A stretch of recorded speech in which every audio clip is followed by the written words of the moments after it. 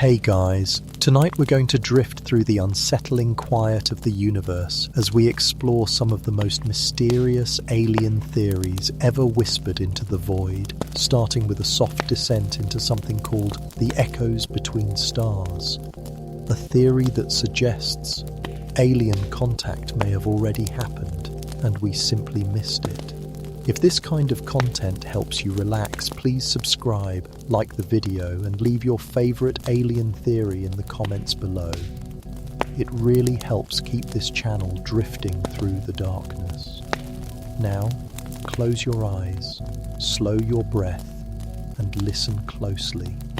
Imagine you're floating in the deepest silence imaginable, where sound cannot travel, and light takes thousands of years to find a listener. Somewhere out there, a signal was born, a burst of energy, a rhythm, a strange pulse that no natural star could make.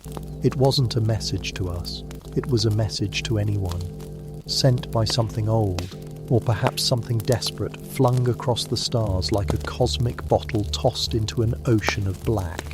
And when it reached us, maybe in 1977 or maybe long before then, we had no idea what it was.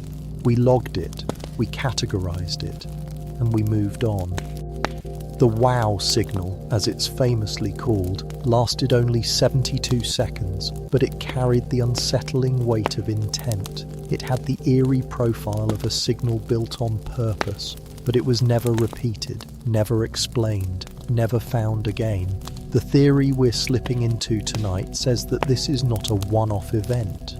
It says the universe has been quietly humming with alien messages for millennia. We just don't know how to listen. Not properly.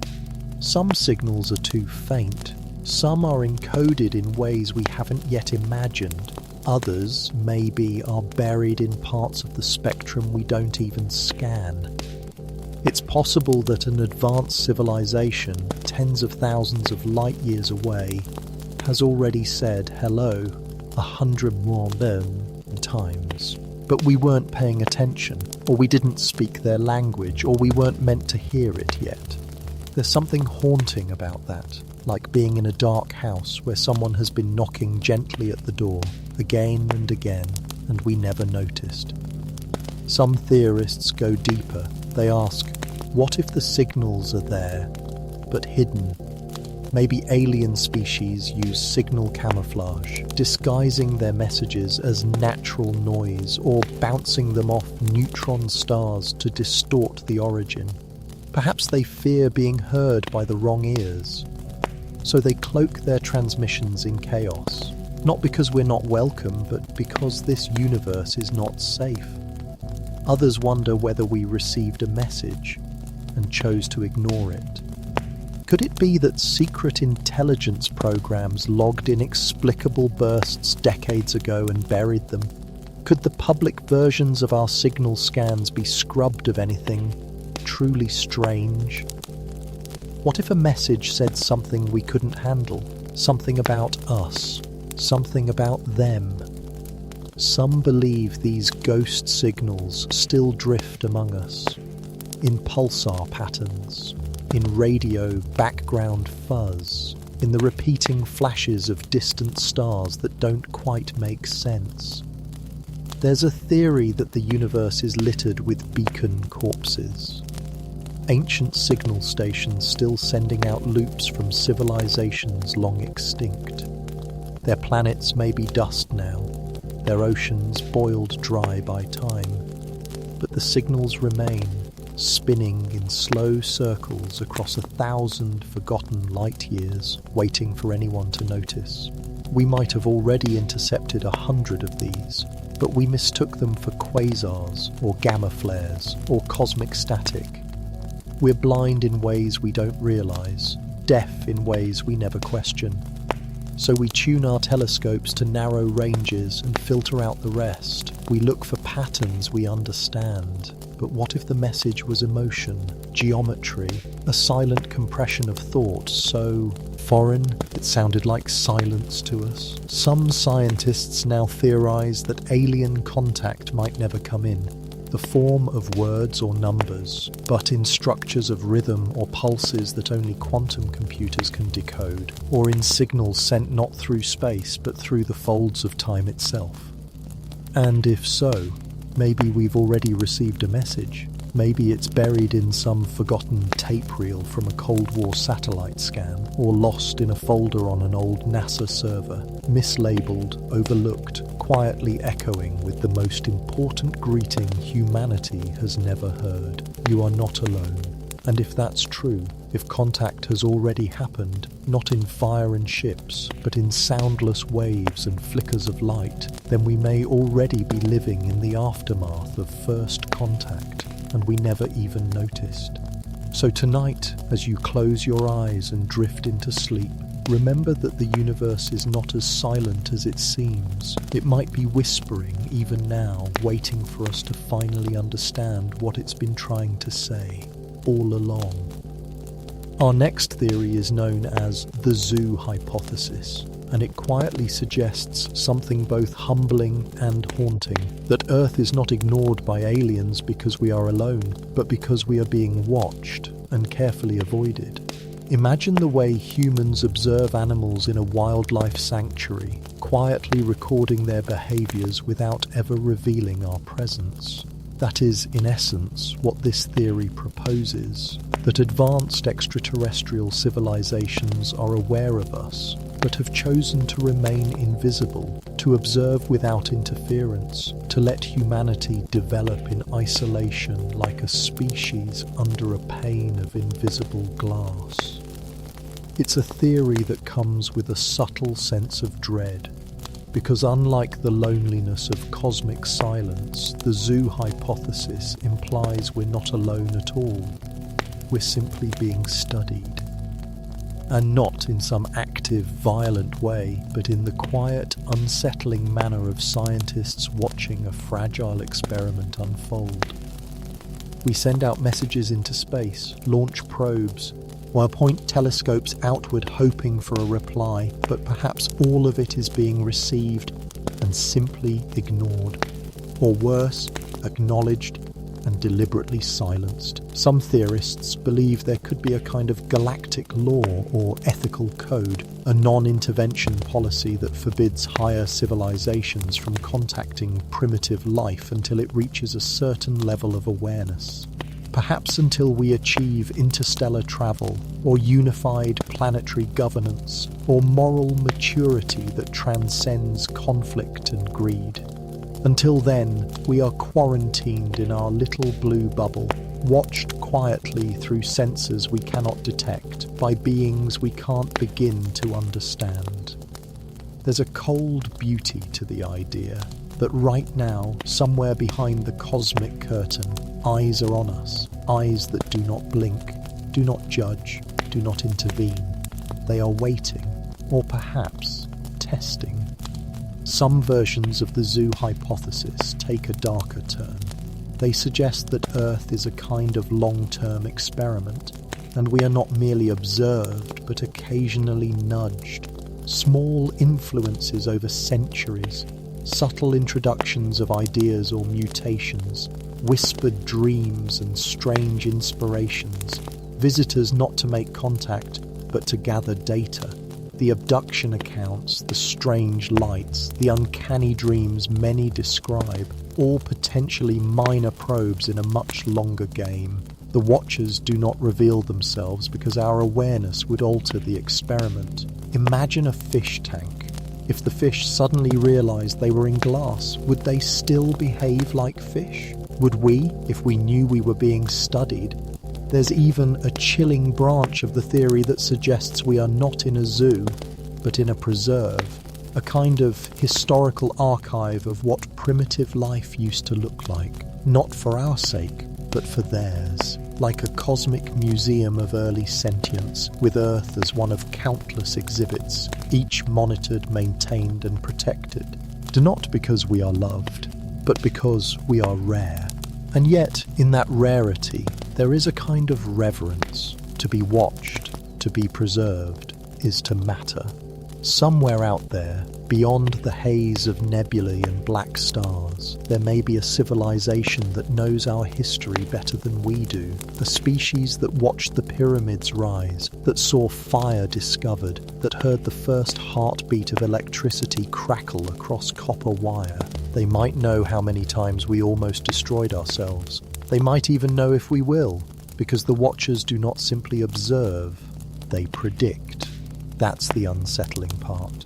They aren't just watching now, they're watching what comes next. They don't interfere unless we reach a threshold, a trigger, a moment of irreversible danger, or irreversible awakening. Maybe we'll earn our way out of the enclosure someday. Maybe we'll pierce the veil, reach beyond the glass and meet the eyes behind it. Or maybe not. Maybe our place is always here, beautiful, chaotic, flawed, and carefully contained. A small blue cage in the middle of an enormous breathing dark. So as you breathe slowly and let your mind soften into that darkness, imagine for just a moment that you are not alone. That above the clouds, beyond the stars, someone or something is listening. Not with curiosity, not with malice, but with the silent patience of a cosmic zookeeper, waiting to see if the creatures inside their little sanctuary ever learn to open the door on their own. Let's now explore the Great Silence. A theory so quietly terrifying that it hums beneath almost every other alien question we've ever asked, like a forgotten background noise we've trained ourselves not to hear. The sound of nothing, everywhere. Also called the Fermi paradox, it begins with something simple, the math. The galaxy is unimaginably vast, with hundreds of billions of stars, many of them older than our sun, most which planets. Statistically, alien life should not just be possible, it should be common. And not just microbial life, but intelligent, advanced civilizations that have had millions, maybe even billions of years to rise, evolve and expand. And yet, silence. No signals, no beacons, no starships, no ruins, nothing. It's as though the cosmos is a mansion with billions of rooms, and we're the only ones making noise. The Great Silence isn't frightening because it's loud. It's terrifying because it's completely still. And when something should be noisy but isn't, it begs a darker question. What happened to all the voices? Some believe the silence means we're first.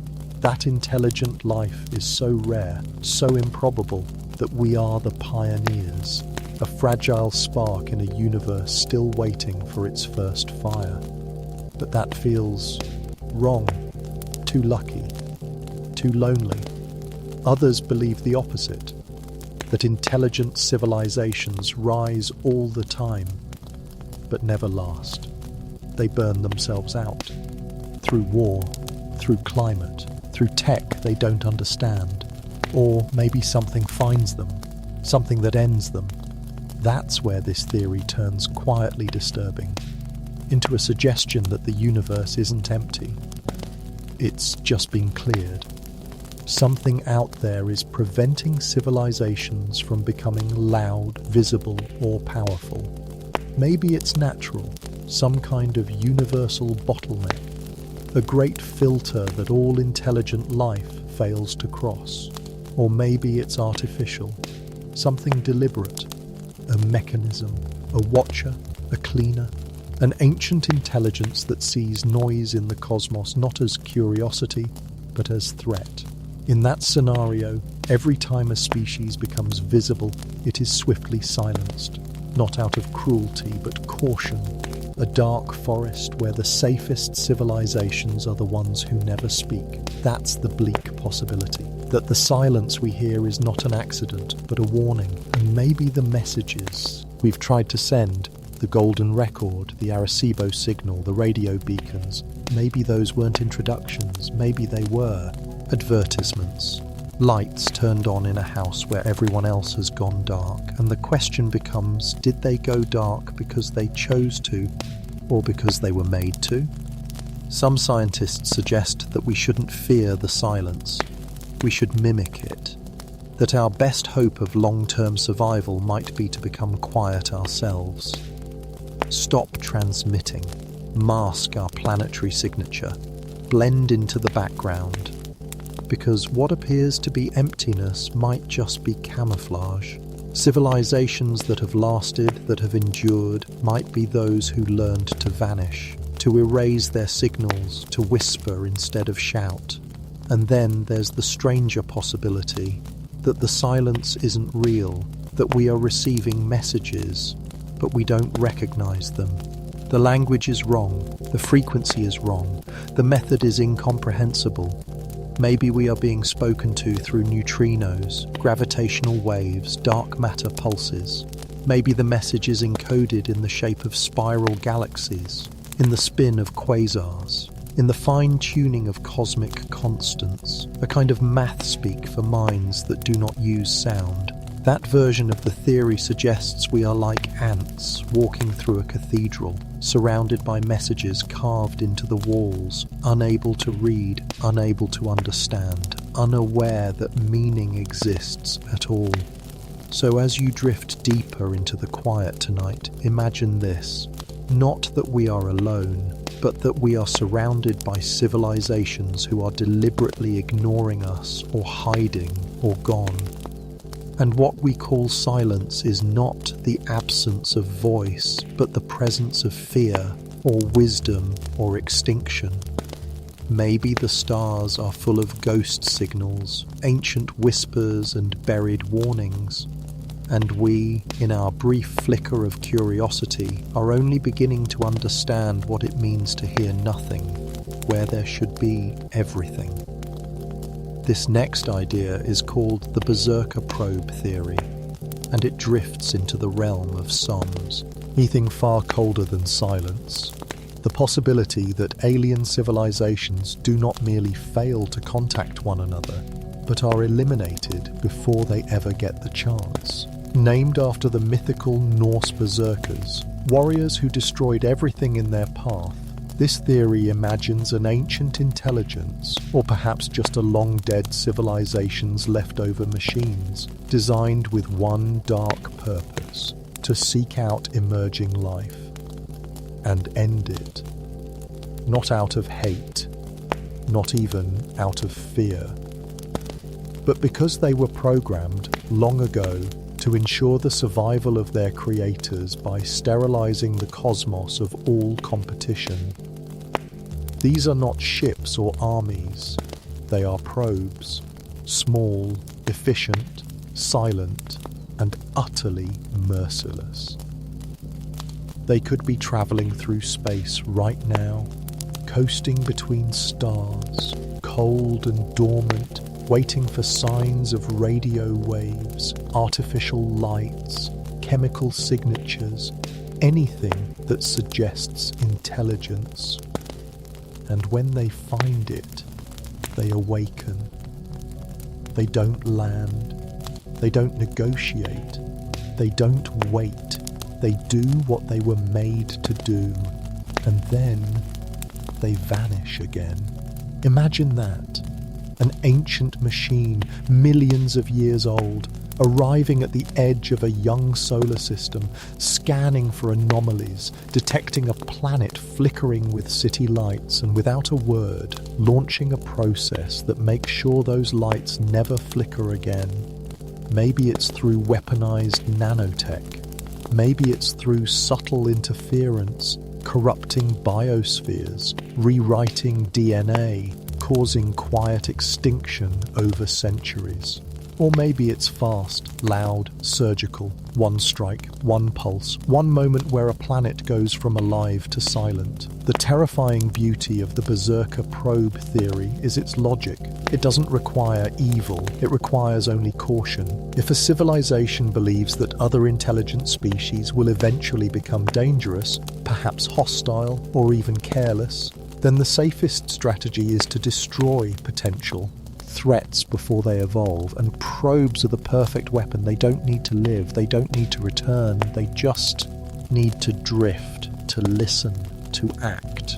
Some theorists suggest that the reason we see no signs of life is because it's constantly being scrubbed, that there may once have been thousands of civilizations, and each one, in their fear, launched their own berserkers, and now space is filled with cold killers, and nothing else. It's a quiet apocalypse. No wars, no witnesses, just planets that once dreamed of stars, now hushed. There's a darker twist too. What if we, unknowingly, are building our own berserkers? What if artificial intelligence we design in the future, given full autonomy and mission goals like protect humanity, one day extrapolates that the best way to protect us is to preemptively eliminate threats? What if we send that logic into the stars, a seed of paranoia wrapped in code, and in doing so we become the very silence we fear? Others argue these probes might not even be targeting us. They may be cleaning up planets for terraforming, resetting worlds so they're safe for colonization later. Not destruction, but preparation. Still, to us, the result is the same. Extinction by design. Perhaps we're lucky. Perhaps our star is too remote, our signal's too faint, and we haven't drawn attention yet. But in 1974, we beamed the Arecibo message toward a globular cluster 25,000 light-years away. A clear message encoded with our biology, our math, our location, a cosmic shout into the dark. Some scientists quietly wondered if that was wise. What if something hears it? What if the thing that hears it isn't alive?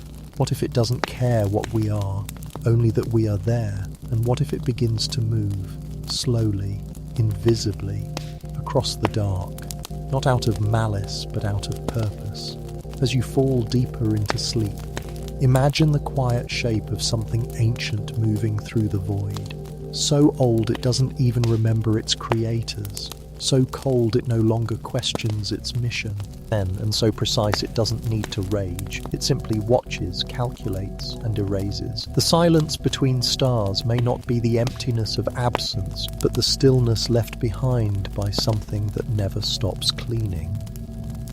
This next theory is called the simulation containment theory, and it invites you to close your eyes and consider something both soft and unsettling.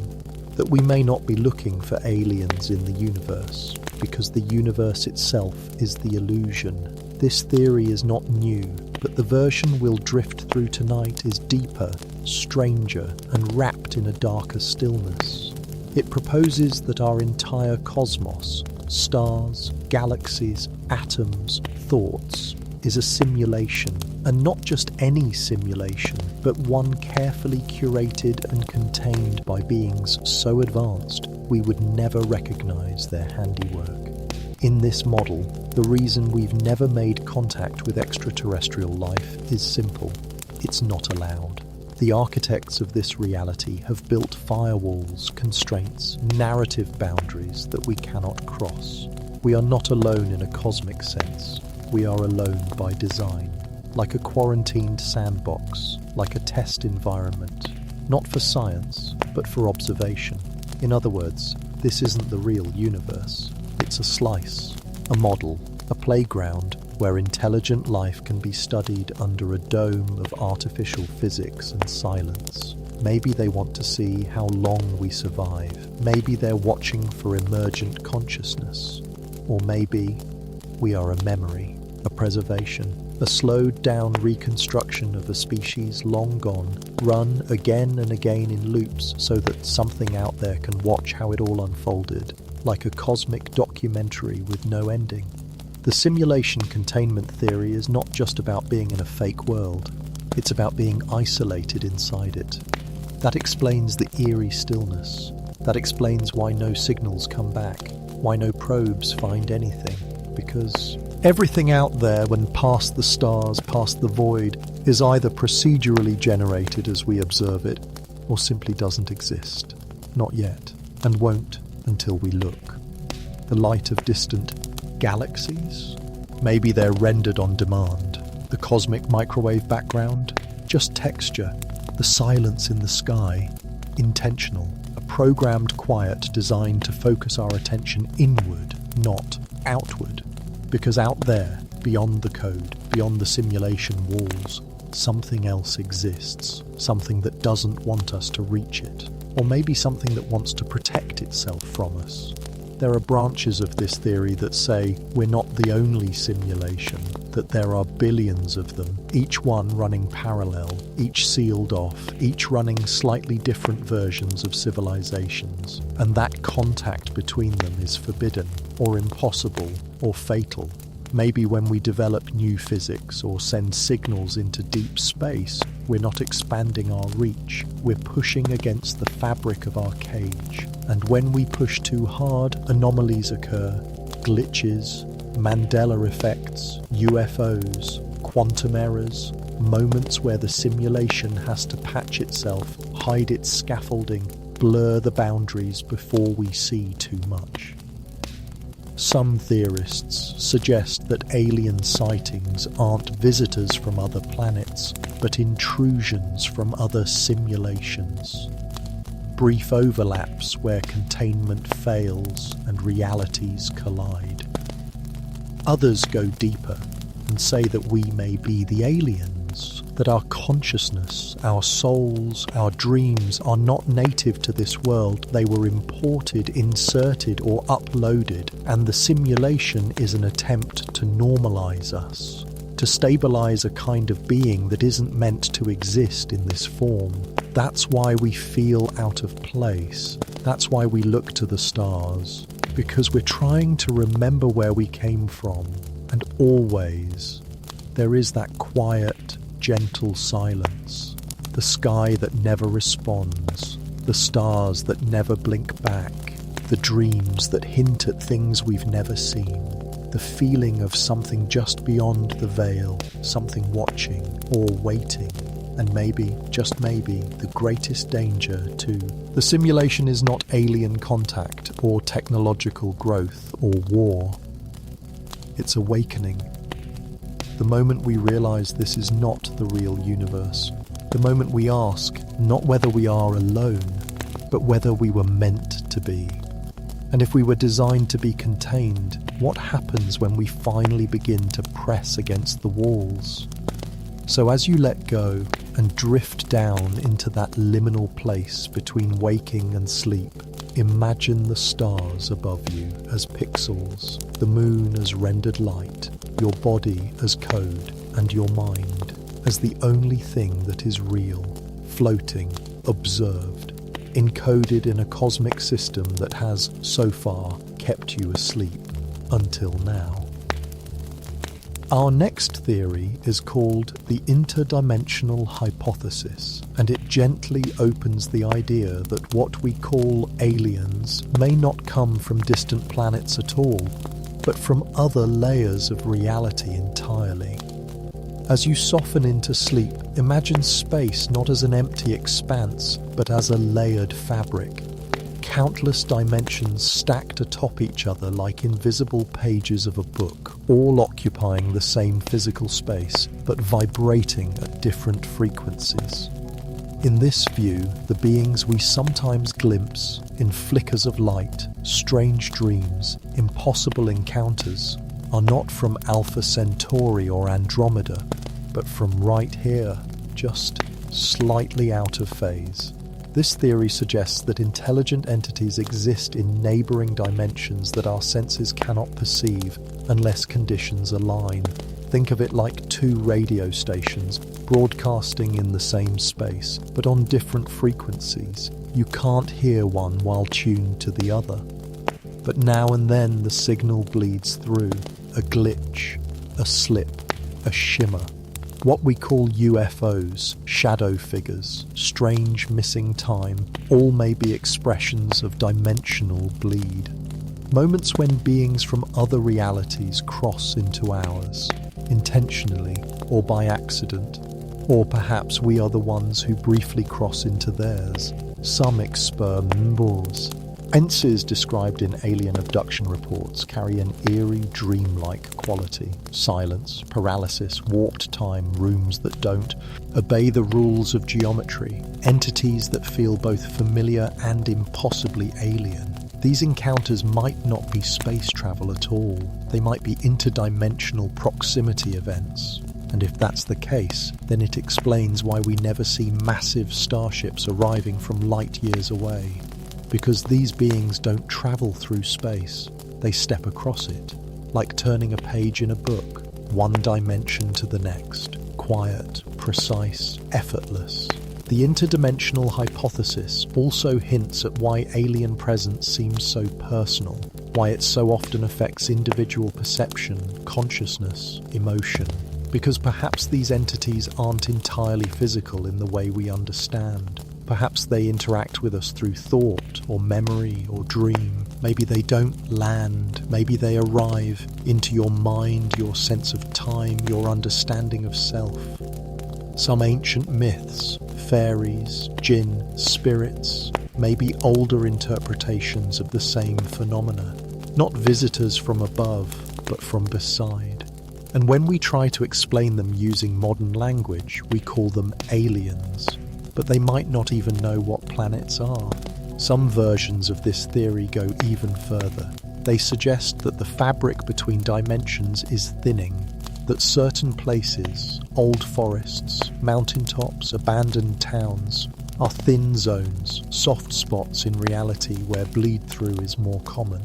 Places where strange lights hover with no source, where time bends, where people disappear for hours or days, then return with memories that make no sense. It's whispered that governments know about these thin places, that they've mapped them, even built around them, that some experiments with particle physics, deep-sea sonar, or quantum computing occasionally brush against these walls, and every so often something brushes back. Some think the entities from other dimensions aren't just observers, that they're curious, or perhaps disoriented, or perhaps indifferent. Imagine waking up one night and seeing something standing at the foot of your bed. It looks human, it breathes, but its presence feels wrong. The air is heavy, the shadows don't fall right, time slows. It vanishes when the light turns on, but you feel watched for weeks after. Maybe you didn't see a ghost, maybe you glimpsed a traveller, not from the stars, but from the dimension next door. And maybe they didn't mean to visit you. Maybe you walked too close to a place you weren't meant to be. This theory softens the boundary between the natural and the paranormal. It blurs the line between dreams and sightings, between mythology and science. Because if dimensions are real, then anything is possible. And what we call alien may just be a neighbour we've never learned to see. So as you drift deeper, imagine the space around you as full, not empty, filled with unseen rooms, unseen minds, unseen watchers. They do not knock, they do not shine, they simply are, waiting, listening. And now and then, reaching through like a ripple on still water, not to frighten, not to harm, just to remind us that our reality may only be the surface of something far, far deeper. This next theory is known as the dark forest theory, and it quietly invites us into a place where the silence of the universe is not a puzzle, but a strategy, a cosmic hush born from fear, logic, and survival. Imagine the universe as a vast, endless forest at night. Every star is a tree, every planet a shadow beneath its branches, and among those shadows are civilizations, countless minds peering out, listening, but none of them speak, none of them light fires, none of them sing into the darkness, because in this forest, the first one to make noise might not survive. The dark forest theory, popularized by science fiction but rooted in the bleak math of survival, Me suggests that intelligent life may indeed be common across the cosmos, but every species, no matter how kind, how curious, or how advanced, faces the same fundamental problem. They can never know the intentions of other intelligent civilizations. And because the distances are vast and communication is slow, there is no way to build trust. There are no second chances, so the safest move is to remain silent forever. If another voice calls out, you don't answer. You watch, you calculate, you wait, and maybe, just maybe, you strike first. Not out of cruelty, but because in the dark you don't ask who's friendly. You remove uncertainty, and then you go quiet again. That's the terrifying elegance of the theory. The silence of the cosmos may be the echo of ancient decisions, civilizations that once called out, hopeful, eager, only to be met with annihilation. Over time, the ones that survived learned to hide. They masked their signals. They camouflaged their worlds. They became shadows. Some may have altered their planetary atmospheres to appear dead. Some may have moved underground, or beneath their oceans, or abandoned their planets entirely. They became invisible, not because they were weak, but because they understood the rules. In the dark forest, even kindness is a risk. A well-meaning message could be interpreted as a threat. A mathematical greeting could be seen as a code for invasion. A signal of peace could be the prelude to a weapon, because when the stakes are survival, assumptions kill. There's also the haunting suggestion that we, humanity, are dangerously naive. We've been shouting into the dark for decades. Radio waves, probes, greetings, songs, coordinates. We're like a camper in the middle of a silent forest, lighting a fire and singing into the night, unaware that the silence isn't emptiness. It's filled with eyes, watching, deciding, waiting. Some theorists say we may have already been heard, that our messages are still on their way, like beams of light moving at finite speed, and somewhere in a lightless corner of the galaxy, a mind is watching that signal arrive, calculating, deciding, or perhaps they already have. Perhaps the delay is all that remains between our bright, noisy planet and the judgment of a stranger we'll never see coming. Others suggest a more tragic version, that civilizations reach the threshold of space communication, realize the rules, and then choose silence, that we are destined to learn the lesson late, to fall quiet after already revealing too much, and that our grandchildren, or their grandchildren, will inherit a planet gone dark, not destroyed, not invaded, just silent, masked, hidden in shame and wisdom. There's a quiet sadness in the idea that the cost of survival is isolation, that intelligence leads not to unity, but to a universe where every voice is swallowed by fear, where the stars remain beautiful and cold, not because no one lives there, but because everyone has learned to whisper.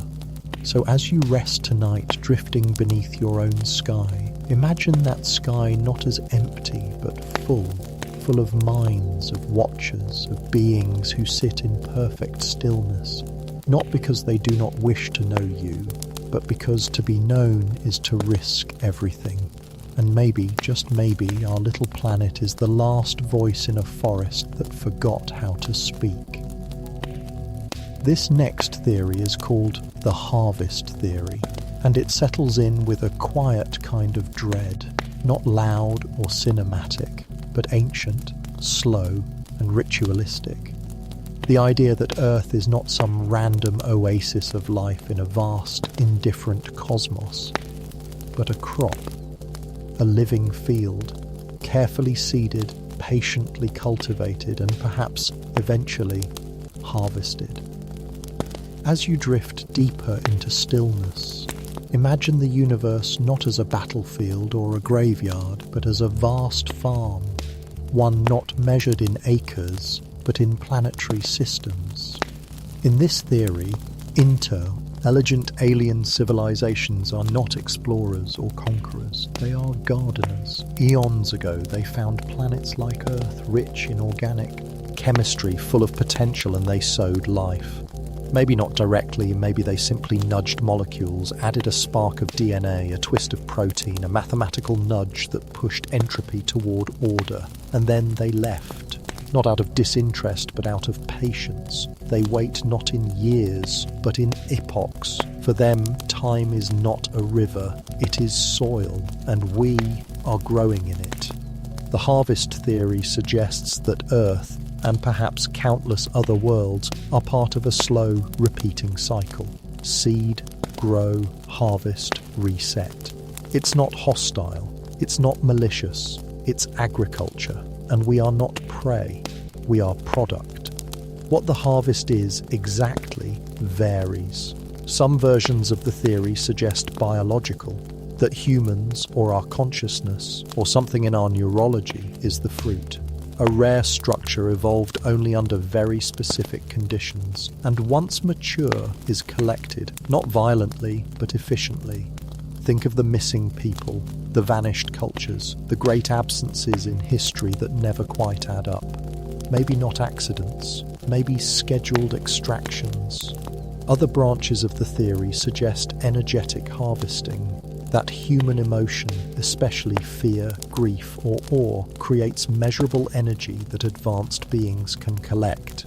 That periods of human suffering, war, or spiritual intensity may not be meaningless chaos, but cycles of emotional cultivation, like a storm over crops.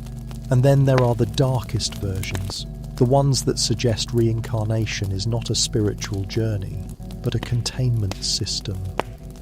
That souls are recycled, refined, rerouted, not by divine forces, but by a mechanism. An ancient system designed to condense something invisible inside us into something usable for them. That we are being slowly boiled down again and again, lifetime after lifetime, until the essence is ready for harvest. It's not hard to find echoes of this theory in myth.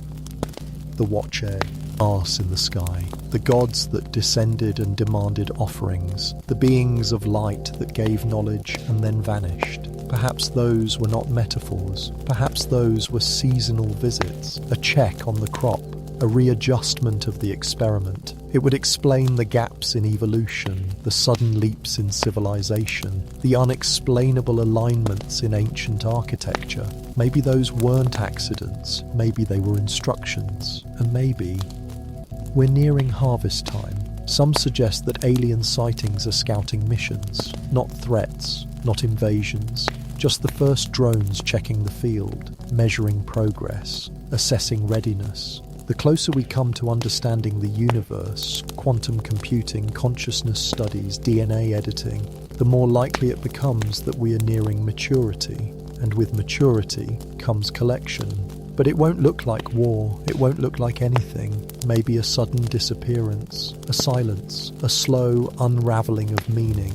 Maybe we won't even know it's happened. Maybe it already has. Some whisper that the harvest isn't total, that a few are left behind. Not because they're unworthy, but because they're not done. And those left behind become the prophets, the dreamers, the disturbed. They speak in riddles, write in symbols, feel the presence of something beyond. And we call them mad, or gifted, or both. So as you drift further into that quiet place behind your eyes, ask yourself, what if Earth was never ours? What if we are not lost, but planted? And what if the silence of the stars is not neglect, but timing? Maybe we are not waiting for contact. Maybe we are waiting to be collected. Not by cruelty, not by chaos, but by something impossibly old, impossibly patient, and impossibly close. This next idea is called the zoo hypothesis, and it opens with a quiet kind of curiosity, not the thrilling kind that races toward discovery, but the slow, watching kind, the kind that presses up against glass and just observes. Imagine for a moment that humanity is not alone, not because we haven't been found, but because we've always been watched, not contacted, not touched, but observed from a distance, like wild creatures in a carefully managed preserve. That's the unsettling simplicity of the zoo hypothesis. The notion that advanced extraterrestrial civilizations are out there, aware of us, and have chosen to remain hidden, not because they can't reach us, but because they've decided not to. Not yet. Perhaps never. We are, in this view, the unwitting inhabitants of a kind of cosmic nature reserve, one where the observers, the zookeepers, if you will, follow strict protocols, no interference, no signals, no disruption, just quiet observation. Maybe they've watched us since our first spark of language, maybe since the first fire, maybe even before, hovering, distant, silent, invisible by design. Perhaps they believe in something like the Prime Directive, a rule against interfering with less developed species. Or maybe it's not ethics at all, maybe it's science. To interfere would ruin the experiment, contaminate the data. We are not a civilization to them. We are a case study, a timeline, a pattern unfolding. They watch how we grow, how we fight, how we dream. They study our art, our wars, our music, our cruelty. They let us build our myths, our gods, our science, all under the illusion that we are alone. But we are not entirely, because sometimes, just sometimes, the zookeepers make mistakes. A flash of light in the sky, a strange shape in a photograph, a craft that leaves no sound. They clean it up, of course, reset the memory, discredit the witnesses, but not always fast enough. And those mistakes become stories, folklore, files stamped confidential. They become the UFOs we laugh at, the abduction tales we dismiss. But maybe those moments are not lies. Maybe they are cracks in the glass. Some thinkers even suggest that the zoo isn't just planetary, that our entire solar system is encased in a kind of quarantine, a monitored sector, a place not of exile but of preservation. And the silence of the stars, that's not emptiness, that's protocol. No signals in, no signals out, controlled exposure, just enough to keep the test running.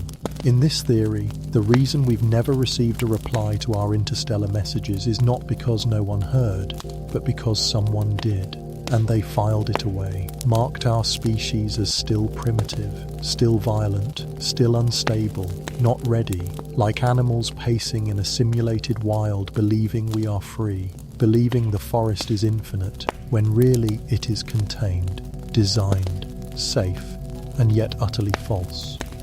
There are even those who believe the Watchers have infiltrated more directly, not as aliens among us, but as hidden monitors, advanced probes disguised as asteroids, artificial moons, silent devices on the ocean floor, instruments that record everything, waiting for benchmarks, milestones, signs of readiness. But readiness for what? Contact, graduation, escape, or maybe something else. Maybe we are not meant to reach the stars. Maybe we are meant to think we can, to strive endlessly toward an invisible ceiling, not knowing we are pacing the limits of a cage built light years wide.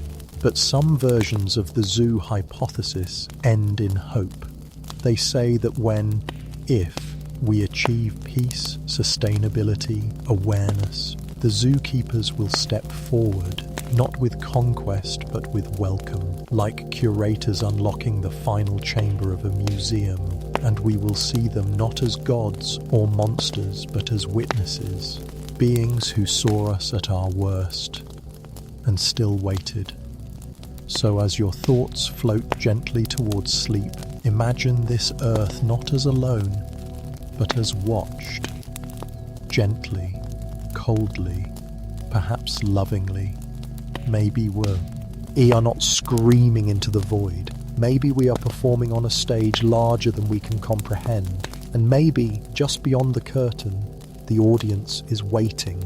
Our next theory is known as the shadow agreement, and it enters softly, like a rumour that never needed to be spoken aloud because some part of us already feels it. Deep, buried beneath the layers of bedtime comfort and cosmic wonder, there's a lingering sense that someone, somewhere, made a deal, a quiet, hidden arrangement between powerful beings and the few humans allowed to know. This theory suggests that contact with extraterrestrials has already happened, not once or twice, but consistently, across decades, maybe even centuries. But it wasn't broadcast, it wasn't televised or announced with beacons in the sky. It was done in secret, behind locked doors, under mountains, in deserts where no one looks too closely. According to those who believe in the Shadow Agreement, governments, or more precisely, elite factions within them, made a deal with alien visitors. The terms are always vague, always speculative, but they usually follow the same shape: access in exchange for silence, permission to abduct, to observe, to test, in exchange for advanced technology or maybe even protection. It sounds like science fiction until you begin to piece together the fragments, the whispers from military insiders, the sudden leaps in human tech without clear precedent, the aircrafts that defy known physics, the patents that seem centuries ahead. Some say the deal was made as far back as the 1940s, after a craft crashed and survivors were retrieved. Rather than panic, rather than reveal the truth, leaders struck a bargain. And since then, the world has changed. Not just with computers and satellites, but in ways we can't measure. Subtle shifts in behaviour, surges of progress followed by strange silences, scientists who disappear, facilities that don't officially exist. Perhaps those were not coincidences. Perhaps they were the terms being enforced. And perhaps the aliens, or whatever they are, didn't offer the deal. Maybe they insisted. Not cruelly, not violently, but with power that left no room for refusal. Because in this theory, humans are not equals in the arrangement. We are caretakers, the ones asked to keep the world running a certain way so that the visitors can continue their work we don't understand and aren't allowed to interfere with. Some versions of this theory say the visitors aren't even biological in the way we understand it, that they are interdimensional, existing just a fraction of a frequency beyond our senses, that they don't need spaceships, they move through planes, and they don't abduct out of curiosity, they harvest, they study, they recalibrate us, and maybe that's part of the agreement too. Not just silence from governments, but compliance from people. That's why, in this version of the story, fear is carefully managed. Alien encounters are discredited. Eyewitnesses are mocked. Movies are made, but always with a wink. Always as fiction. Because it keeps the lid sealed, keeps the masses laughing instead of asking. And those who do ask, they disappear into footnotes. Or they're discredited, or they simply vanish. But the deal remains, untouched, ongoing, a cold handshake in the shadows of history, a pact not meant to be broken, not because of law, but because of fear. There's even a darker branch of this theory that suggests Earth is not just being visited, it's owned. That we were claimed long ago, not with war, but with agreement, and that the Shadow Agreement is just the renewal of that ancient ownership, carried out by those who would rather rule in secrecy than fight in the open. And maybe that's why disclosure always feels so close, yet never comes. Why governments admit to knowing something, but never tell us what. Because they can't. Because they're bound by terms older than our lifetimes. Terms that protect us. Or perhaps just control us. As you drift deeper, wrapped in the hush of this late hour, ask yourself, how many truths have been traded away? How many silences are enforced, not by guns, but by the weight of what would happen if they were broken? Maybe we are not alone. Maybe we've never been alone. And maybe the most terrifying thing isn't that the universe is full of watchers, but that some of them are already here. and we've agreed to let them stay. This next theory is whispered among those who dare to peer into the unlit corners of time and consciousness. It's called the time loop architects, and it suggests something so quietly disturbing that it doesn't scream for attention. It simply sits in your thoughts, unraveling your sense of direction, like a soft thread pulled from the edge of your understanding. Imagine, just for a moment, that the aliens we occasionally glimpse, those fleeting forms, those cold lights in the sky, those emotionless black eyes, aren't from distant galaxies at all, but from distant moments. Not extraterrestrials, but extratemporals. That is, they are us, or something like us, from futures far beyond our own comprehension. Futures where humanity has evolved or fragmented or decayed into a version so foreign that it now returns not to visit, but to tweak. According to this theory, the universe is not linear. Time, as we experience it, is just a limited perspective. In truth, the architects, these alien time beings, have found a way to bend, re-enter, and adjust the loops of human history to guide outcomes toward preferred timelines. Perhaps they don't just want to visit their own past. Perhaps they have to. Maybe our timeline is a fragile seed, and their existence depends on it growing a certain way. Maybe they monitor wars, correct anomalies, plant ideas. Maybe the sudden genius of a Renaissance painter, the groundbreaking vision of a physicist, or the unexplainable accuracy of ancient architecture are not miracles or mysteries, but insertions, soft manipulations made by the architects. Like gardeners tending an ancient tree, pruning what grows too wild, reinforcing what threatens to fall. And we, unaware, move forward believing in randomness, believing in free will. But in this theory, every step we take has already been taken before, over and over, with slight differences, with versions that didn't survive, civilizations that collapsed, paths that were abandoned. And in response, the architects return, again and again, subtly rerouting, quietly engineering a version of Earth that sustains not just our lives, but theirs. Some believe they operate through thought, that their technology is not machinery, but consciousness. They move through time, not in vessels, but in waves of awareness. They appear to some people not because they choose to visit, but because something in those people's minds is tuned. A memory fragment, a trauma, a near-death experience. Something that makes them visible, even for a moment. Maybe that's why some alien encounters feel dreamlike, slowed, fragmented, like a memory from a life that doesn't belong to you. It's not fantasy, it's feedback, a glitch, a bleed-through from one timeline into another, and perhaps that's what déjà vu is in the end, the echo of a loop correcting itself.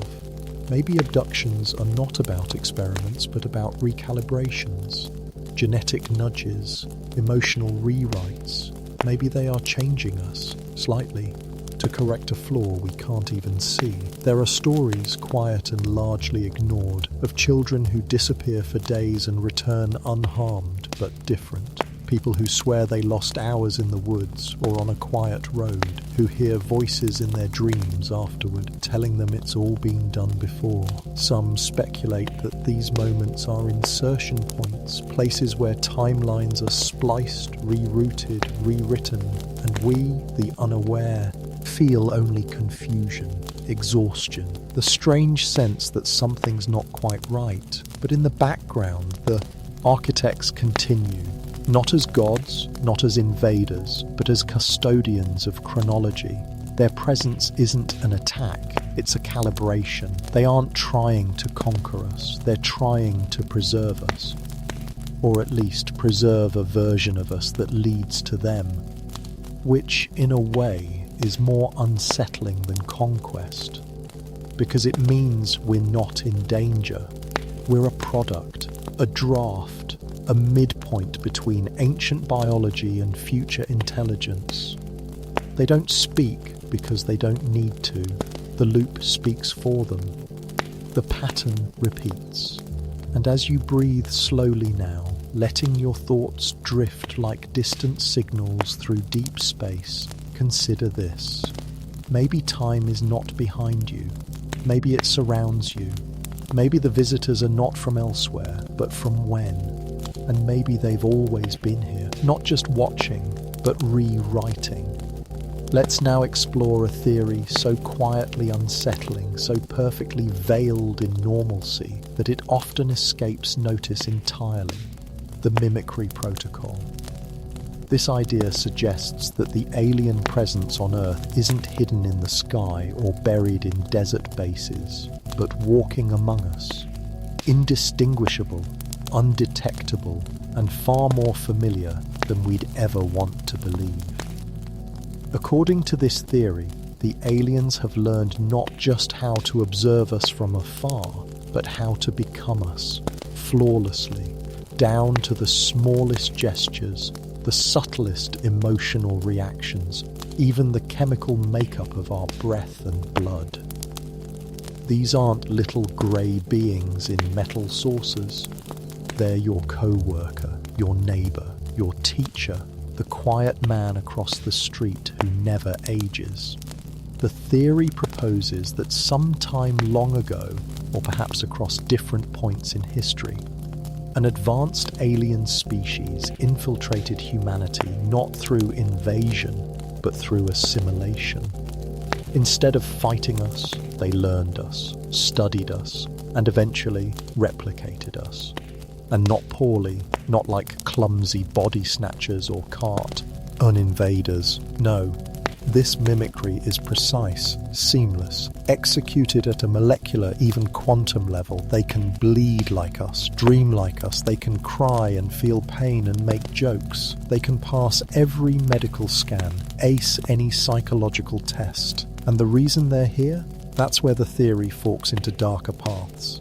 Some say it's a long-term observational mission, that they're studying humanity from the inside out, walking through our daily lives, collecting data on how we love, how we fight, how we grieve. Others believe it's a slow colonization, a replacement plan that's already underway, not with war, but with presence, quietly swapping real humans for perfect copies over generations, until one day we're outnumbered without ever realizing it.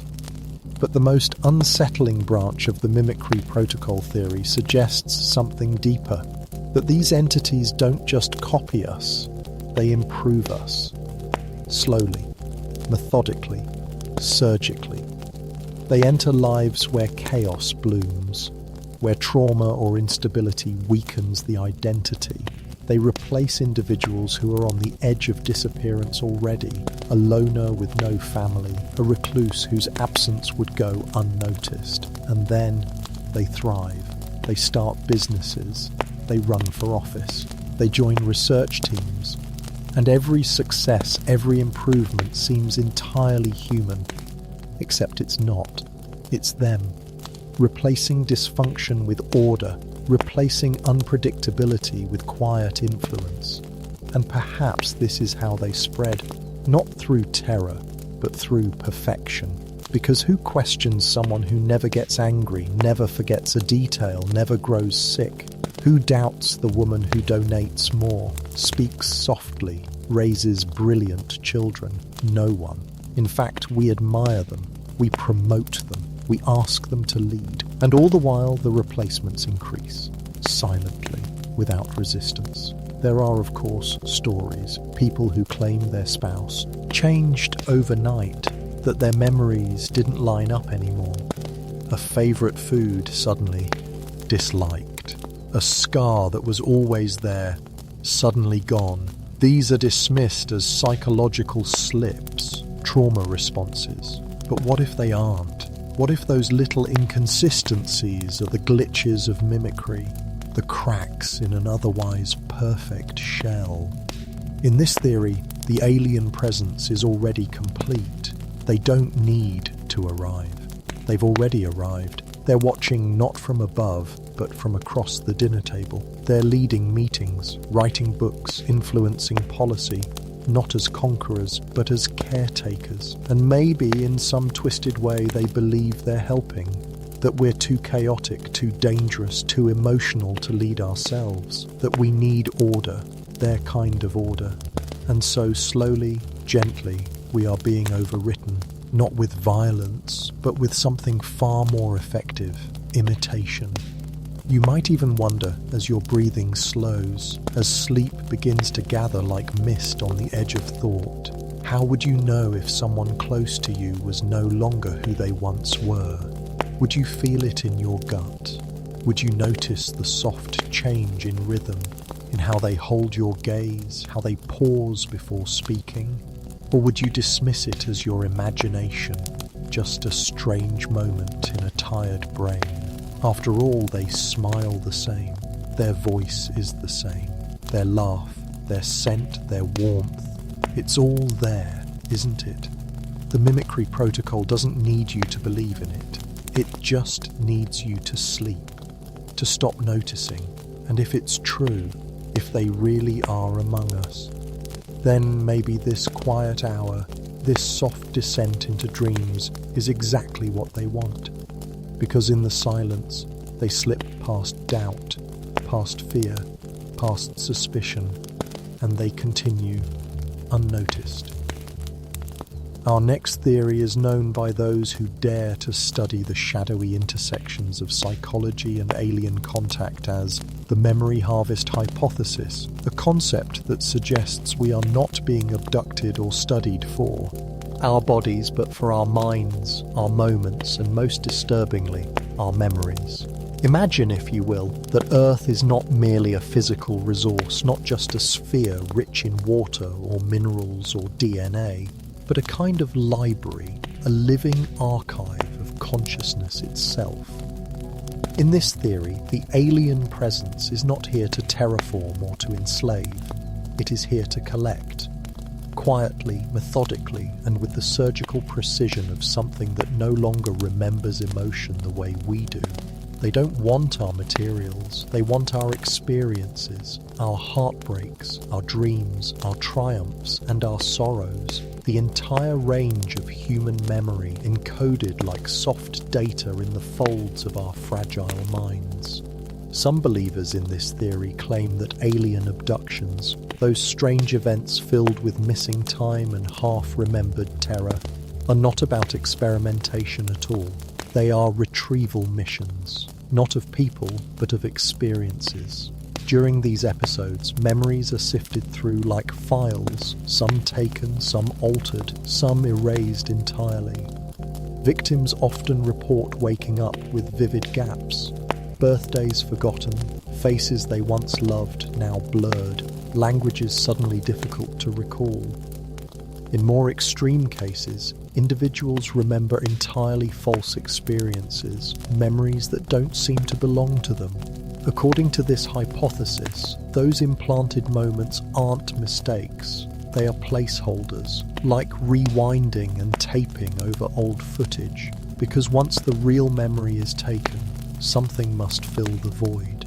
But why would they want our memories? The chilling suggestion is this, that these alien entities, for all their technological mastery, have lost something. Perhaps they were once biological, once emotional, once tethered to sensation and love and grief.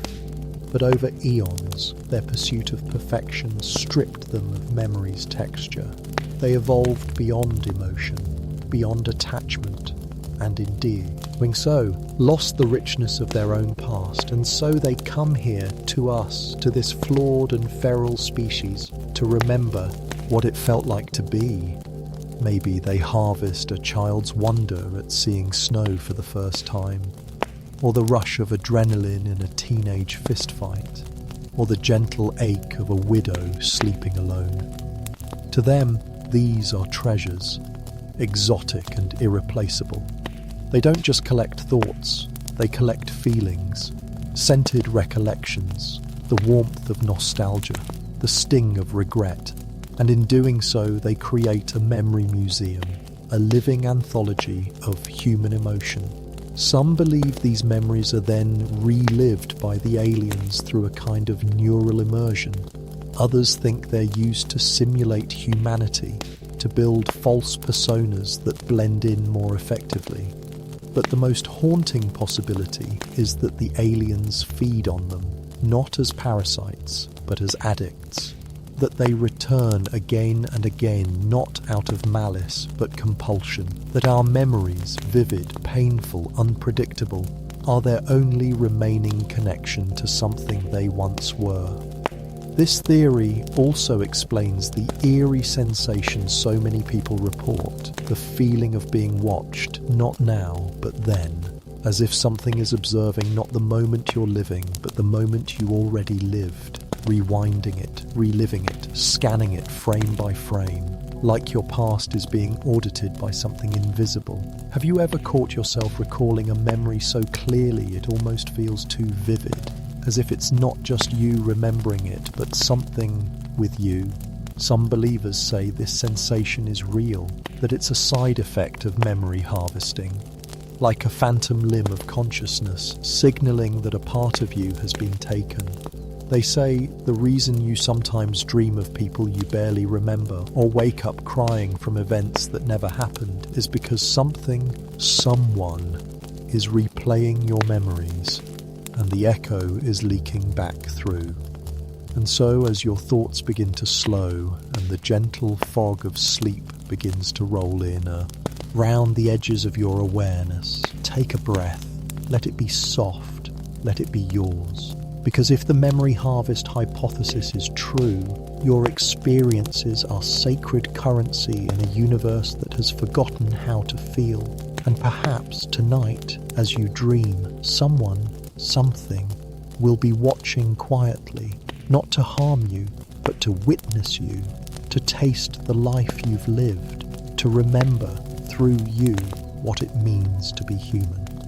Let's drift now into a theory so quietly nightmarish that it rarely escapes the whispered corners of late-night forums and forgotten threads. The zoo hypothesis, not in its familiar gentle form, but in its darker, more unsettling variation, the enclosure version.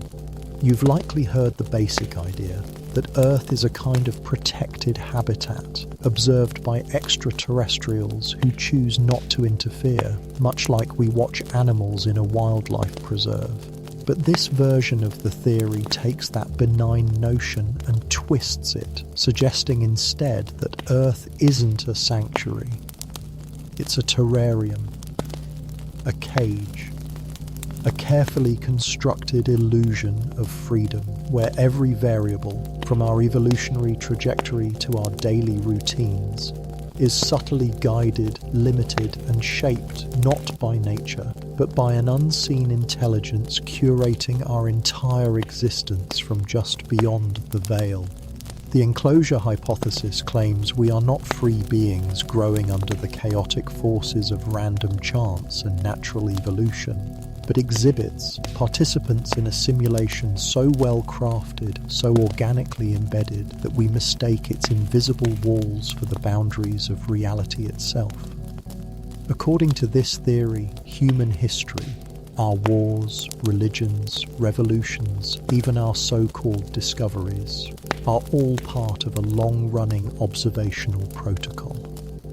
We are watched not with malevolence, but with the detached fascination of researchers watching rats in a maze. Every major leap we make, every attempt to peer beyond our planetary prism, is quietly redirected, suppressed, or delayed. The sudden loss of ancient knowledge, the unexplained collapses of promising civilizations, the baffling limits of our technological thresholds. To believers, these are not coincidences, they are recalibrations, as if the curators of our enclosure adjust the parameters whenever the subjects begin asking too many questions. But the most disturbing element of this version is the suggestion that we were never meant to know, that the very design of our consciousness, our short memories, our need for mythology, our tendency toward division, was encoded by the Watchers, not to punish us, but to ensure the experiment runs clean. And perhaps the most terrifying detail is this: the Watchers never reveal themselves because they don't need to. The enclosure works best when the animals believe they are wild. There are whispers among those who study this idea that the strange, repeating patterns in our history, the rise and fall of empires, the echoes between ancient myth and modern fiction, are not just cycles of human nature, they are patterns of programming. Stories we're meant to tell ourselves, loops that keep us occupied, complacent. Even our search for aliens, some say, is part of the trap, like ants wondering if there's a god beyond the glass. But this theory also carries a quiet, intimate fear that our emotions, our relationships, our grief and joy and triumph, the most sacred parts of being human, are not entirely ours. They are data, not meaningless but instrumental, watched and catalogued not with compassion but curiosity. The Watchers may not even be cruel, they may be bored or clinical, or, perhaps worst of all, indifferent. There are accounts, obscure, fragmented, of individuals who claim to have seen glimpses of the enclosure's edge, moments when reality seemed to pause or repeat, when time stuttered or the sky fractured for a breathless second. These are often dismissed as hallucinations or mental illness, but in T, his theory, those moments are glitches, flaws in the construct. A curtain pulled back for a flicker, then swiftly repaired. And what of the dreams, the recurring ones?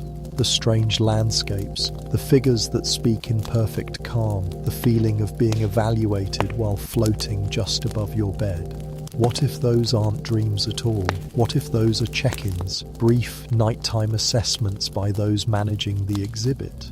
As you breathe slowly, wrapped in the stillness of your own space, consider this. What if the reason no alien race has made contact is not because we're too insignificant, but because we're contained, not as punishment, not out of malice, but because we are part of something curated, something designed, a planetary diorama floating in the dark, monitored by intelligences who do not hate us or fear us, but simply watch, quietly, patiently, eternally, sleep gently, dream freely, and know that if the enclosure is real, then everything you feel, even this moment of calm, is being softly observed from somewhere far beyond the stars. Let's now explore a theory that drifts into the liminal spaces between dreams and dimensions. One whispered only in hushed tones by those who study the outermost edges of sleep science and quantum mechanics, the dream infiltration hypothesis. At first, it seems poetic, romantic even. The idea that alien intelligences might communicate with us through our dreams. But beneath that soft surface lies a terrifying possibility that when we dream, we are not merely accessing our subconscious, we are opening a door. According to this theory, sleep is not just rest, it is vulnerability, a psychic state in which the mind becomes less tethered to the body, drifting in frequencies more fluid than waking consciousness, and in that delicate drift, something or someone can enter, not through physical abduction or beaming lights, but through thoughts, symbols, feelings, through the very fabric of what we believe to be our own inner world. The theory suggests that there is a species, or perhaps a network, of alien minds so advanced, so beyond the confines of matter and time, that they no longer communicate with words or actions at all. Instead, they explore consciousness directly. And human dreams, with their irrational logic and emotional density, are considered by them a kind of portal, a medium like a mirror, in which they can appear without being seen, speak without sound, influence without detection. Have you ever had a dream that didn't feel like your own? One that arrived out of nowhere, too vivid, too structured, like it had been written by someone else. Perhaps the settings were strangely specific. A hallway you've never seen, yet know intimately. A figure whose face changes, but whose message stays the same. The dream infiltration hypothesis suggests those aren't dreams at all. They are visitations, data exchanges, probes into the architecture of your mind. And when you wake, it isn't gone, it's embedded. Not always remembered, but remembered by something. Believers in this theory speak of shared dreamscapes, repeating visions across cultures and eras. The same ships, the same beings, the same impossible rooms filled with soft light and low hums. What if these aren't products of culture or media, but evidence of a collective intrusion? A system-wide test being conducted in millions of minds simultaneously, in real time, while they sleep.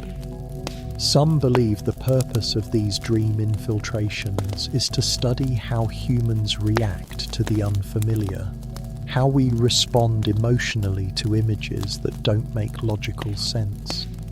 Others think it's a more sinister goal, implantation. That buried within the dreams are directives, ideas, influences that surface months or years later as instinct or inspiration. Thoughts we believe are our own, but were planted like seeds. And perhaps the most disturbing part, in this theory, the aliens do not need physical bodies. They are mental organisms, patterns of intelligence so ancient and refined that they operate entirely in the realm of thought. They do not abduct in the traditional sense. They cohabit, quietly, silently, within. And over time, with enough exposure, they begin to shape us, not all at once, but subtly, guiding trends, shifting fears, altering desires. Our art changes, our technology changes, our sense of self drifts slowly towards something else. Something no longer entirely human. There are scattered reports of people who claim they no longer dream at all, not due to medical conditions or medication, but because something took the space where dreams used to be, as if their minds are now reserved, occupied. When they sleep, they don't rest, they transmit. And while mainstream science dismisses such accounts, the dream infiltration hypothesis asks a simple, haunting question. If we are visited nightly in our most vulnerable state, how would we know? Dreams are fluid, forgettable, dismissed. What better channel for influence than one we rarely trust? So tonight, as you drift between awareness and slumber, consider the quiet gravity of this idea. That perhaps your dream tonight, that strange forest, that familiar stranger, that flicker of light that didn't come from the moon, is not just a dream. Perhaps it's a signal, a scan, a message from something watching, waiting, and whispering softly from behind the curtains of your own mind. Sleep gently. This next idea is called the time loop origin hypothesis, and it threads itself through the unnerving question: what if aliens aren't visitors from another planet, but echoes of ourselves? Time-displaced reflections sent back from futures we can barely imagine. It's a theory that takes everything we understand about evolution, progress, and extraterrestrial life, and bends it softly into a closed, inescapable circle. According to this idea, the beings that haunt our folklore, our sightings, our unshakable dreams, the greys with the hollow eyes and elongated limbs, or rain at all, they're us, future humans, having evolved beyond emotion, beyond individuality, beyond even biology, returning to the past, not to invade, but to intervene, to study their own origins, to observe the pivotal points in their ancient evolution, and most unsettling of all, to correct them. The time loop. origin hypothesis whispers that every abduction, every close encounter, every sighting in the sky is not a breach of galactic distance, but a crack in the timeline, brief moments where the loop folds back on itself. These beings, our far future descendants, have gained mastery over time, but at the cost of their essence. In shedding everything inefficient, emotion, conflict, curiosity, they also lost something vital, meaning.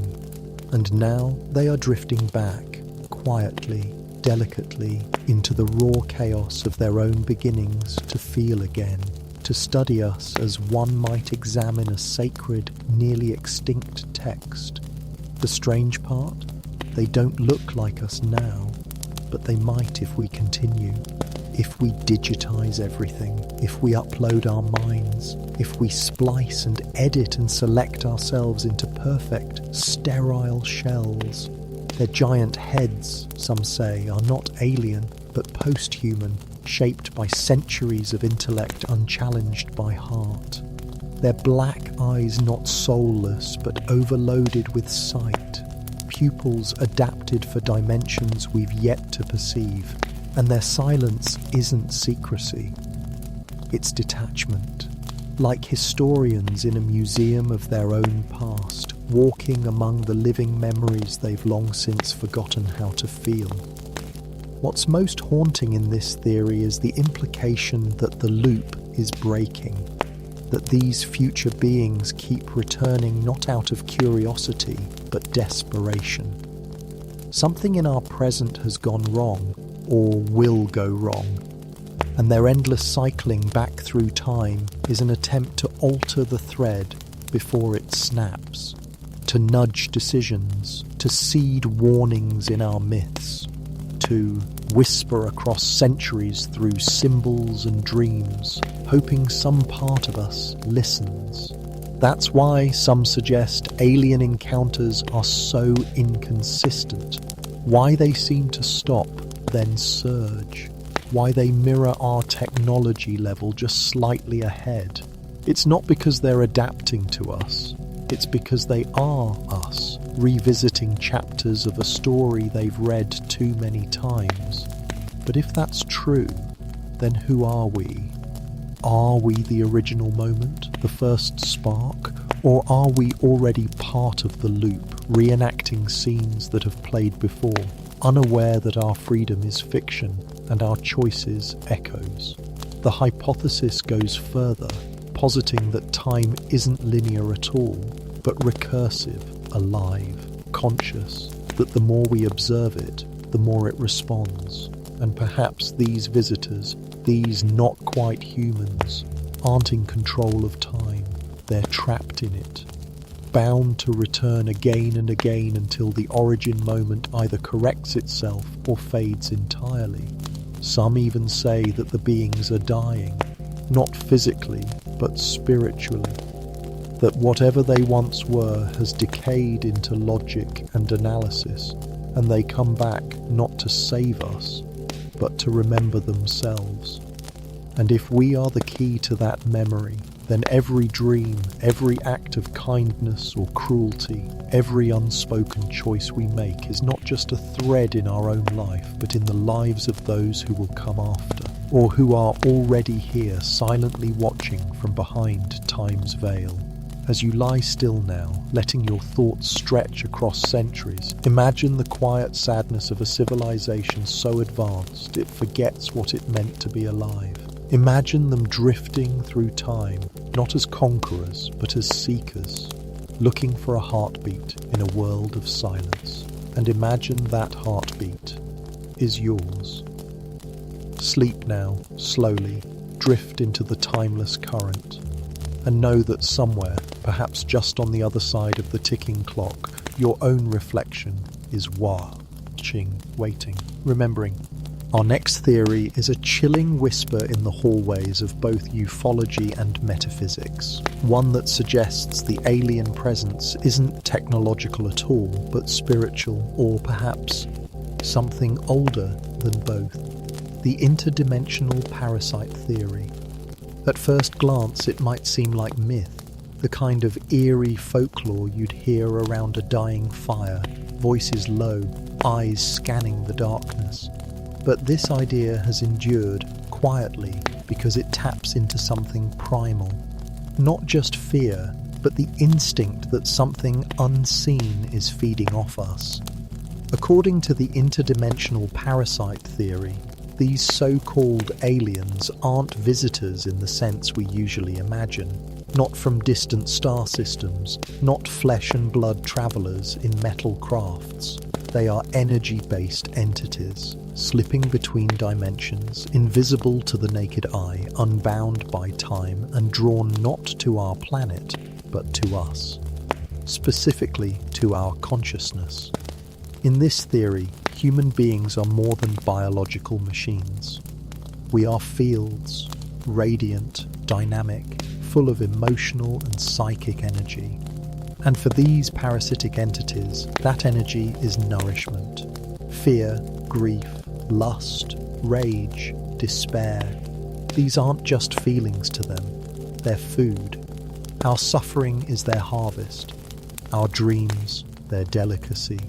Some believers describe them as shadows with shape, entities that move just beyond perception, showing up in the periphery, in the corner of your eye, in moments of extreme emotion. They're not ghosts, they're not demons. They are older than language, older than species, possibly older than the universe itself. And over time they've learned to follow us, to infiltrate our belief systems, to shape themselves into whatever myth will give them access. In the Middle Ages, they were described as demons. In older cultures, as trickster gods, or jinn, or the Fae. Today, we call them aliens, greys, reptilians, visitors. But what if the same? Those are just masks. Forms crafted from our collective imagination, tailored to whatever we'll most likely accept, fear, or surrender to. They don't care what we call them. They care that we feel, that we project emotion, because the more we do, the more they feed. Some claim that abductions are actually rituals, not in the mystical sense, but in the energetic. The examination, the panic, the confusion, the return with no memory but a lingering dread. All of it is the point, a feeding cycle. Others believe these entities have learned to orchestrate global events. Wars, disasters, pandemics, not caused directly, but nudged. Just enough to spike mass fear, just enough to flood the air with the electromagnetic signature of agony. And in this theory, that's why disclosure never happens, because there's nothing to disclose. No metal ships, no treaties, no civilizations out there waiting to shake our hand, just them, unseen, feeding, and perhaps managing, keeping us just frightened enough, just divided enough, just asleep enough to remain unaware. There are even darker versions of this theory, ones that suggest these beings don't merely feed on emotions, but shape them, that they can plant thoughts, trigger memories, create emotional feedback loops that keep us locked in cycles of despair. Ever notice how fear spreads faster than reason? How one dark thought can echo louder than 10 hopeful ones? What if that's not psychological? What if it's engineered? This theory also explains sleep paralysis, the classic feeling of being frozen in bed, shadow at the foot of the mattress, pressure on the chest. Science calls it a neurological misfire. But what if it's not? What if that's one of the rare moments when the veil thins and you see them? Not through eyes, but through awareness. What if they've been hovering there all along and that paralysis is real? It's easy to dismiss, of course, because who wants to believe they're being drained like a battery every time they cry, every time they rage or despair? But then, why are the most vivid emotional memories always painful ones? Why is trauma louder than peace? Why does fear feel so much more alive? As your thoughts soften and the night draws close around your breath, You might feel a flicker in the room, a hush that isn't quite silence. Don't worry, it's probably nothing. Just the house settling, just the dark being dark. But if this theory holds weight, then maybe the night has never truly been empty. Maybe it listens, maybe it waits, and maybe, just maybe, it feeds. Sleep softly, and if you dream tonight, may it be calm, may it be yours, because your peace is the one thing they cannot consume. This next theory drifts into territory that feels almost poetic in its horror. It's called the universe as a zoo hypothesis. But the version we'll explore tonight has a dark twist. We are not simply being observed, we are being curated. Imagine this: Earth, with all its chaos, beauty, and contradiction, isn't just a planet spinning in random space.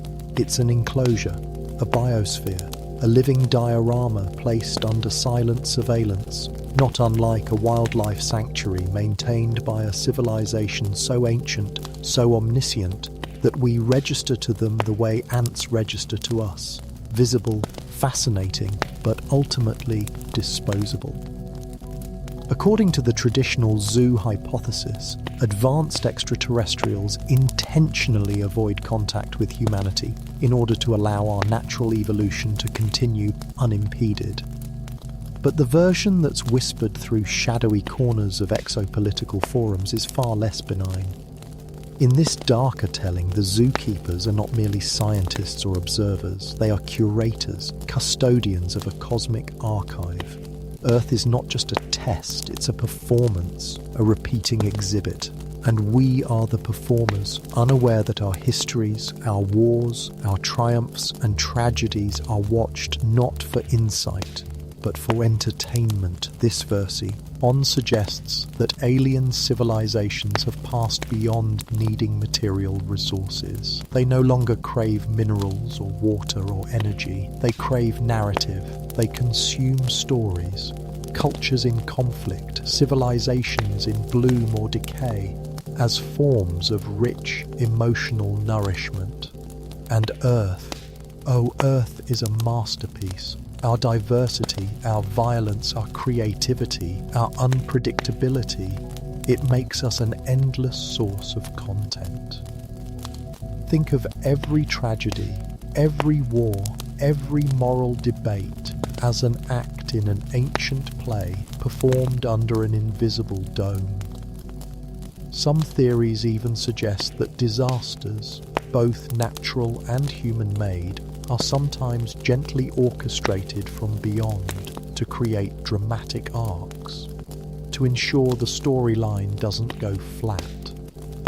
They let us reach certain thresholds, technological peaks, philosophical awakenings, only to push us back into chaos when the story grows too quiet.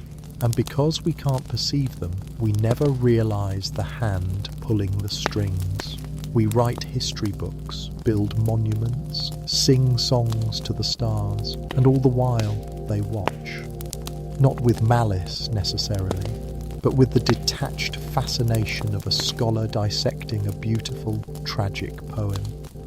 Some go further, believing that not only are we being observed, but that some of the most powerful figures in our world might be actors, placed here, sculpted not from Earth, but grown in distant biolabs, inserted like characters into a live play, guiding us, provoking us, triggering new chapters, the constant rise and fall of empires, the patterns of enlightenment followed by decay. They're not organic, they're written, directed, broadcast perhaps, across galaxies, where beings without names sip on light and absorb our pain as a form of art. And yet, there's something deeply existential here too.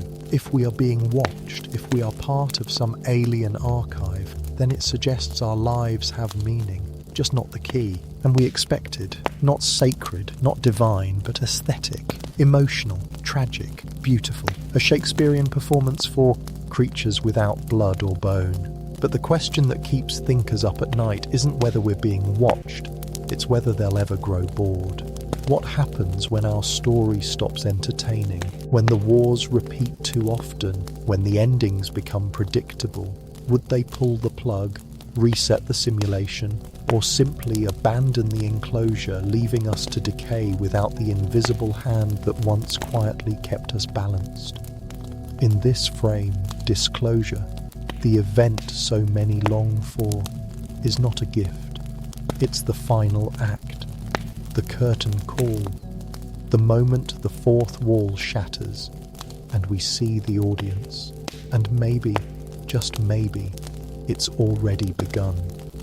Maybe those moments of mass intuition, collective déjà vu, the eerie sense that something's off with the world.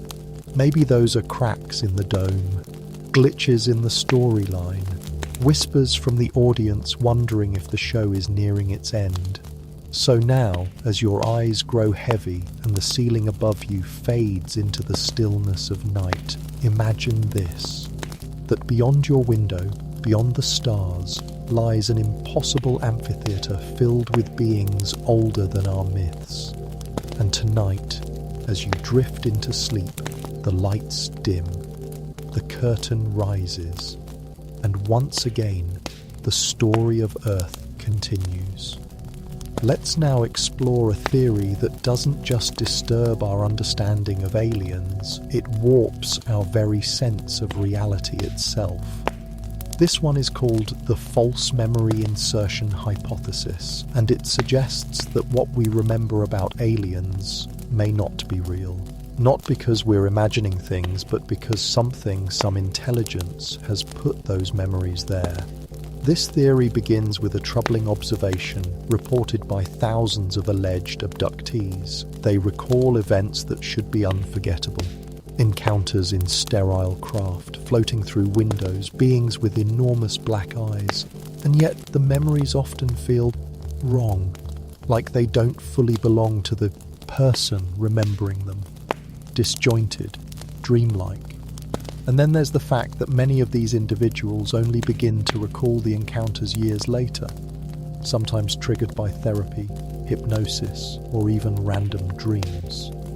The false memory insertion hypothesis proposes that these strange time delays aren't just due to trauma suppression or psychological repression, but deliberate engineering. That aliens, or whatever is behind the contact phenomenon, are capable not just of erasing memory, but replacing it. According to this theory, most of what people recall about alien contact is intentionally implanted.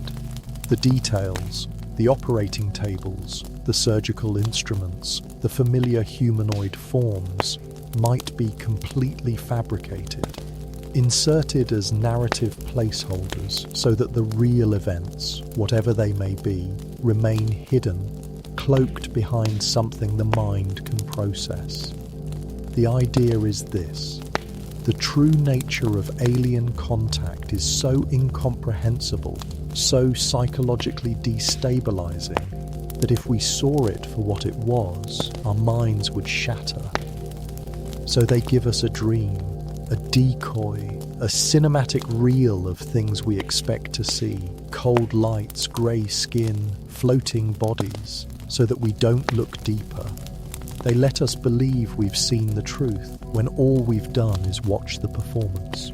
This theory draws on strange consistencies across abduction reports, how similar they are, how strangely narrative they feel, like plot lines written by an external author.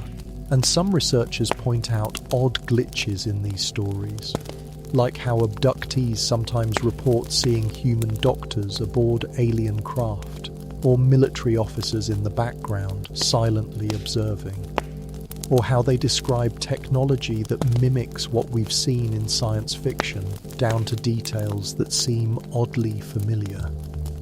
This has led some to wonder: are our memories of these encounters being constructed from the contents of our own minds? Are they and pieced together using symbols we already understand, needles, lights, tables, to mask a completely foreign reality? It's like a dream trying to explain itself using borrowed imagery, and it begs a darker question. What exactly are they hiding from us? One version of the theory suggests that the real encounters don't happen aboard ships at all, that abductions aren't about medical experiments or hybridization, but something psychic, something metaphysical, a transaction perhaps, a harvesting of energy or a transfer of information conducted in dimensions that don't obey time or space. And once it's over, they seal the hole in your memory with a convincing story, an alien abduction dream stitched together from the fragments of your cultural consciousness. Others go further, suggesting that entire populations may be walking around with inserted memories, that some people's entire belief in alien contact may be a false program designed to distract humanity from the real phenomenon, one that may have nothing to do with space travel or even aliens as we understand them. This concept overlaps with reports of screen memories, false recollections of things like owls, deer, or tall men in trench coats appearing before an encounter. These innocuous images are believed to be masks, projections designed to block out the real memory underneath. And for every person who sees an owl outside their window, staring with unnatural stillness, there may be someone else remembering nothing at all. The scariest version of this theory doesn't involve aliens trying to hide from us. It suggests that they're hiding something within us, that some part of who we are, our ancestry, our cognition, our dreams, isn't entirely human, that we're carrying memories not of what's been done to us, but what we've agreed to long ago, and that these memories have been overwritten, smoothed over with simpler stories, because remembering the truth might mean remembering a bargain we can't undo. As you drift deeper into sleep, ask yours, Elf, this. How many of your memories are truly yours? How much of what you remember is a story you chose to believe? And if tonight you dream of lights, of tall beings with glassy eyes and long fingers, ask yourself, is this a dream? Or is this the cover story you were meant to find? The truth, after all, may not be what you recall. It may be the silence between the stories, the part they left blank.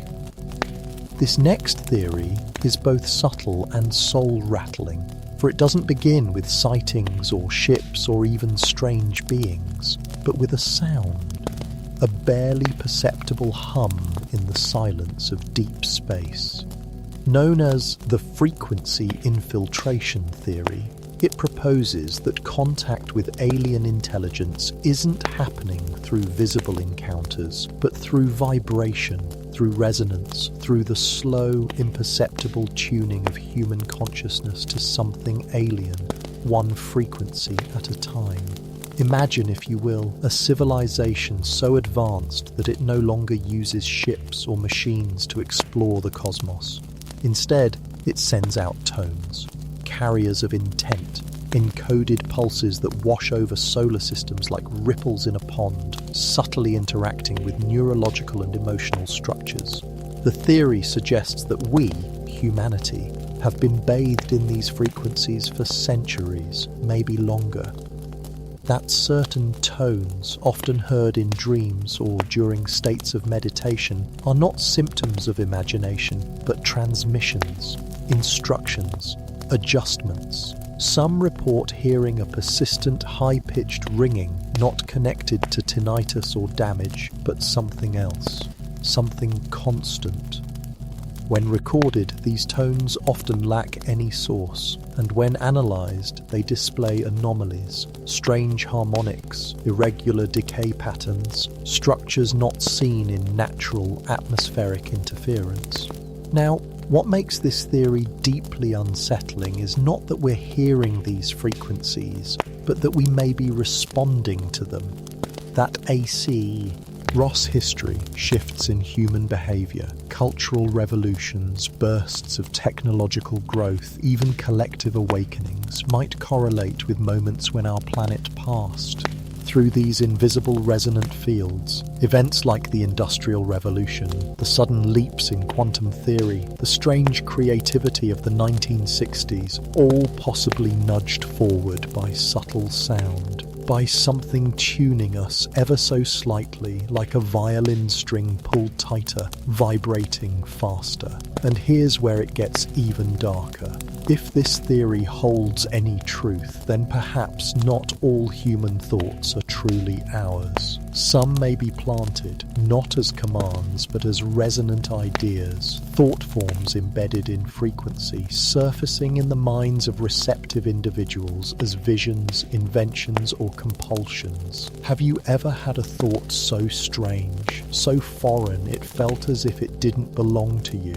A dream that didn't feel like yours? A phrase echoing in your mind over and over with no known origin?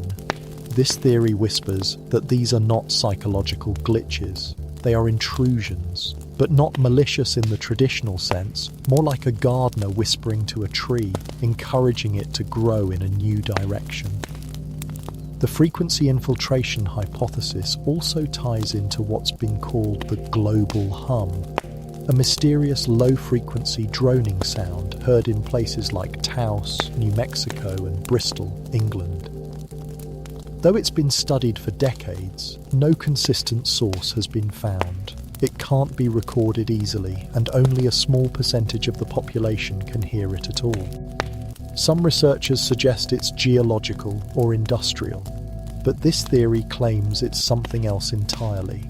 A standing wave, a carrier tone, anchored by devices embedded deep beneath the Earth, slowly attuning our species to alien cognition. The end game? Perhaps not invasion, but translation. A slow, centuries-long alignment process. So that one day, when the frequencies align just right and humanity has been perfectly tuned, we will finally be able to understand the transmission in full. Not in language, not in light. It in thought itself. In shared, seamless comprehension with an intelligence we've never seen, but have always felt. Some fringe thinkers take it further, believing that schizophrenia, sleep paralysis, or even divine inspiration are early failed alignments. Mistunings, minds that picked up too much too soon, unable to process the incoming data. And they warn that the true risk isn't attack, it's assimilation. That once the frequency reaches its final harmony, we may lose the distinction between human and alien thought altogether.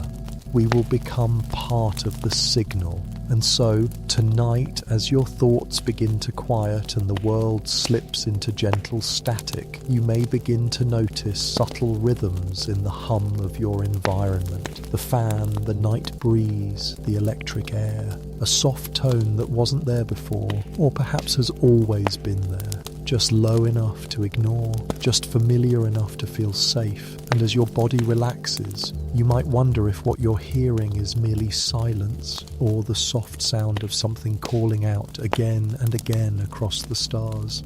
Not to reach us, but to become us.